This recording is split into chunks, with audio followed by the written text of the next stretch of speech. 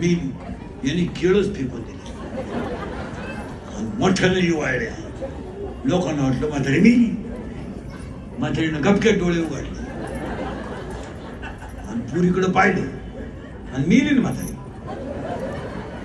पोरगी म्हणली माझ्याचा माझ्या इतका जीव.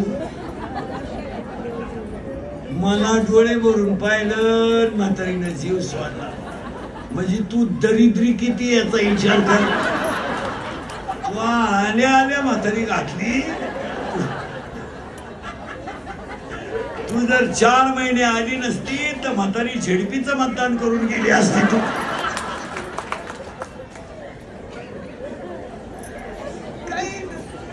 म्हातारा मिळाला. 2-3 वर्ष झाले आणि एखादी पायी 12-3 झाली का. 2 म्हाताऱ्यांच्या गप्पा. आमच्या लहानाचा लहान आहे ना, लहानाचा लहान दिखतो त्याच्या आजासारखा आहे.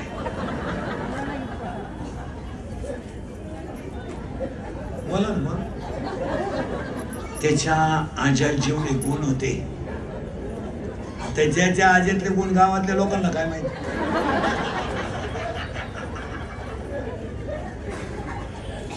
मला तर असं वाटतं बाई. बोला बोला. नक्की पप्प्याचा आजा परत आला. अगं बाई तू या काचनच गेला, तो येईलच का आला बोलायला. पाया पडून सांगतो, नागपुडीतला श्वासवास बंद झाला, विश्व संपलं. काय नाही, घेणं नाही, देणं नाही. शरीर सांभाळा. जगातली सगळ्यात मोठी संपत्ती शरीर आहे. आणि दुसरं एक वाक्य सांगतो, इंद्रिकाचे वाक्य आहे. जास्त संपत्ती कमवणे म्हणजे मागची पिढी आळशी करणे. मागच्या अवलादीसाठी बेसुमार इस्टेट कमवू नका. तुम्ही आणि मी तीच चूक केली. तुम्ही तर घालवे पण मी महामूर्ख आहे. तुम्हाला सांगतोय तुम्हीच तर फडतोय. पोरांसाठी लय कमवू नका. त्याच्यामुळे पिढी बरबाद झाली मागची. त्यांना काही करायला शिल्लक राहिलं नाही ना पोरांना. गाड्या झाल्या, बंगले झाले, शिक्षण झाले. पोरांनी काहीच नाही, फक्त आपल्याला नातू दाखवायचा बस. आणि आता बसलेले माणसं मला सांगा, तुम्हाला आज कीर्तनाला बसायचं का वरे वाजले किती? 8:45. आज काय विचार काय?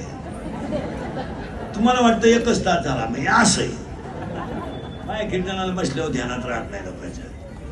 पण ही कीर्तनं थोडी झोंबतात, पण ती काळाची. आणि सगळं आतलं आहे. याच्यात शिका. महिला मंडळ काहीच करू नका.